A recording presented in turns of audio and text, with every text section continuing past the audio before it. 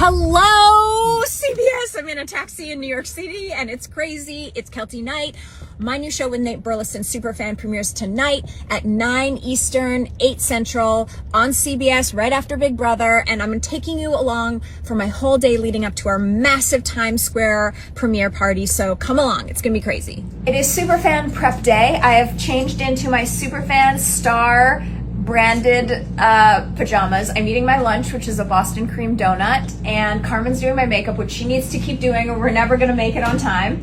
And I'm so excited about Superfan. The reason that I created the show was basically I have hosted a lot of Grammy red carpet and Grammy red carpets for CBS. It's my favorite night of the year, and I really just wanted Grammys to be all the time. And so a music special, but like, how do we do it differently? Well, we do it through the eyes of the fans, because I feel like I'm the queen of the fangirls, and I just wanted like a place where fans could go and prove they're the #1 superfan, and I think we did a really good job.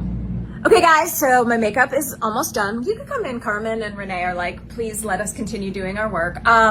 The thing I loved the most about taping Superfan was just the sense of excitement on stage and seeing the Superfans get to meet their idols, and then also the stars like Shania and Pitbull and LL Cool J have this reaction to being so close to their fans and hearing their stories. It was very heartwarming, and I think something that the whole family will enjoy. Some of the Superfans from LL's episode are actually here for our watch party.